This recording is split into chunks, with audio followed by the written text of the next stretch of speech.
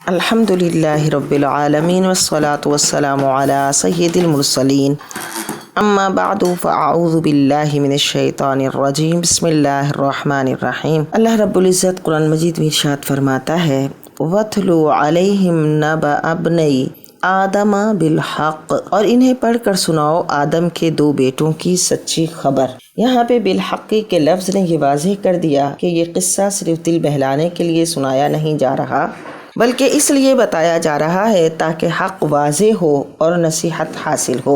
اذ قربا قربانا، جب دونوں نے پیش کی اپنی قربانی، فتقبل من احدہما، تو قبول کی گئی ایک سے، ولم یتقبل من الاخر، اور نہ قبول کی گئی دوسرے سے۔ ان کا واقعہ اس طرح ہے کہ حضرت حوا کے شکم سے حابیل کے ساتھ لیوا پیدا ہوئی اور قابیل کے ساتھ اکلیما۔ شریعت کی روح سے اکلیما قابیل پر حرام تھی اور لیوا حلال تھی، مگر اکلیما زیادہ خوبصورت تھی، قابیل نے اس سے ہی نکاح کرنا چاہا۔ آدم علیہ السلام نے منع فرمایا تو قابیل بولا کہ یہ آپ کی رائے ہے، رب کا حکم نہیں۔ تو آپ نے فرمایا کہ تم دونوں قربانیاں پیش کرو، جس کی قربانی کو آگ جلا جائے وہ سچا ہے۔ قابیل نے گندم کا ڈھیر اور حابیل نے اونٹ یا بکری ذبح کر کے پہاڑ پر رکھی۔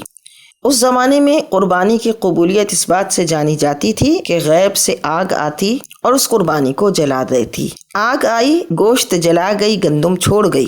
اس پر قابیل کو حسد ہوا، اور جب حسد ہوا تو حسد وہ بیماری ہے کہ جو انسان کے جان لینے تک کے در پہ ہو جاتی ہے، لہٰذا اس نے اپنے بھائی کے قتل کا ارادہ کیا اور کہا قال لأقتلنک، میں تو تجھے قتل کر ڈالوں گا۔ بھائی نے کہا قال انما يتقبل اللہ من المتقین، تو مجھ سے کیوں ناراض ہوتا ہے؟ اللہ تو پرہیزگاروں سے قبول کرتا ہے۔ کہ انسان جب غلطی کرتا ہے تو پھر غلطی پر غلطی کرتا چلا جاتا ہے۔ اس کو چاہیے تو یہ تھا کہ وہ یہ اس بات کو نوٹ کرتا کہ کیا وجہ تھی کہ میرے بھائی کی قربانی قبول نہیں ہوئی اور میری قربانی قبول نہیں ہوئی، اور میرے بھائی کی قربانی قبول ہوئی اور میری قربانی قبول نہیں ہوئی، تو میں اپنے اس عمل کی اصلاح کروں کہ میں نے تو بری نیت کے ساتھ لے جا کر گندم رکھ دی اور میرے بھائی نے اللہ کی راہ میں اتنا اچھا جانور رکھا۔ بجائے اس کے کہ وہ یہاں اپنی اصلاح کرتا، اس نے غلط روش اختیار کی اور اپنے بھائی کے قتل کے در پہ ہو گیا، اس سے حسد کرنے لگا۔ حسد کیا ہے؟ اذا تمنا ان تتحول الیہ نعمتہ وفضیلتہ ویسلبہ ما ہوا، یعنی کسی کی خوشحالی اور عزت کو دیکھ کر جلنا اور یہ آرزو کرنا کہ کاش یہ دولت اس کے بجائے مجھے ملتی، یا پھر یہ کہ اس عزت و فضیلت سے میں ہمکنار ہوتا، اور اگر یہ چیزیں میرے پاس نہیں تو کم از کم اس سے چھین لی جاتی، اس کو بھی اس سے محروم کر دیا جاتا۔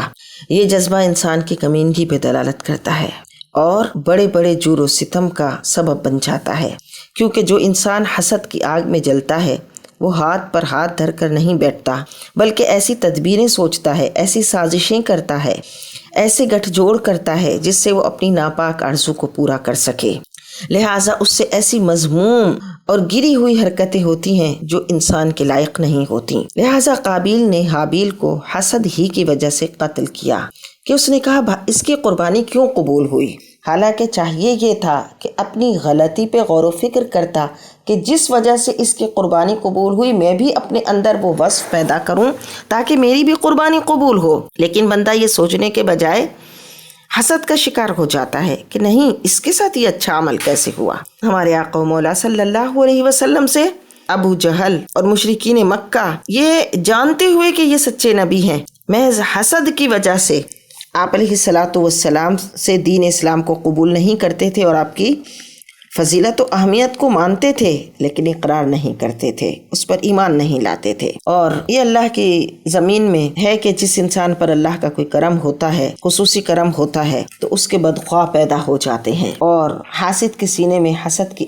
آگ بھڑکتی رہتی ہے، وہ بھی بلا وجہ جلتے ہیں۔ تو انسان نہ تو اپنے ہر حاسد کو پہچان سکتا ہے اور نہ حاسدوں کے منصوبوں سے آگاہ ہو سکتا ہے، تو اس کا تدارک کا بھی طریقہ قرآن نے یہ بتایا کہ کیا کہے وَمِن شَرِّ حَاسِدٍ إِذَا حَسَد، اور حاسد کے شر سے بچا جس وقت وہ حسد کرے۔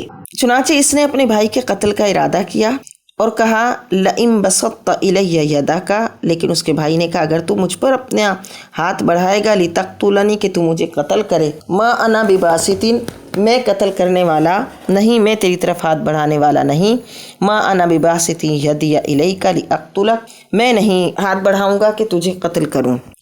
انی اخاف اللہ رب العالمین، میں اللہ سے ڈرتا ہوں جو مالک ہے سارے جہان کا۔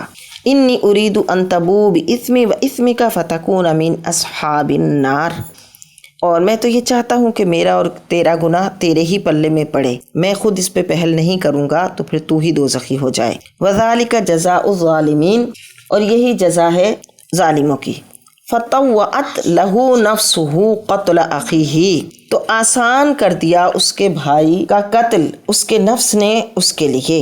فقتلہ، بس اس نے اس کو قتل کر دیا۔ فاصبح من الخاسرین، اور ہو گیا سخت نقصان اٹھانے والوں میں۔ یہاں قرآن نے استعمال کیا طوعا۔ طوعا کا معنی ہے آسان بنا دینا۔ تو سگے بھائی کا قتل آسان نہ تھا۔ قابیل کو یہ خیال تو آیا ہوگا کہ بھائی کی محبت نے جوش مارا ہوگا، اس کی نیکی اور پاکیزگی کا خیال آیا ہوگا، باپ کی ناراضگی کا خیال آیا ہوگا، اللہ کا غضب، یہ چیزیں راستے میں پہاڑ بن کر تو کھڑی ہوں گی، لیکن حسد کا جذبہ غالب آیا اور اس نے بھائی کو قتل کر دیا۔ تو پتہ چلا کہ انسان یہ جو اتنے بڑے بڑے گناہ کرتا ہے، اس کا نفس اس کے لیے ان گناہوں کو آسان کر دیتا ہے، جیسا کہ قرآن نے کہا فطوعت لہ نفسہ قتل اخیہ، تو اس کے نفس نے اس کے بھائی کا قتل اس کے لیے آسان کر دیا۔ اور یہ حسد کا وہ جذبہ تھا جس نے اتنے بڑے گناہ کو اس کے لیے آسان کر دیا۔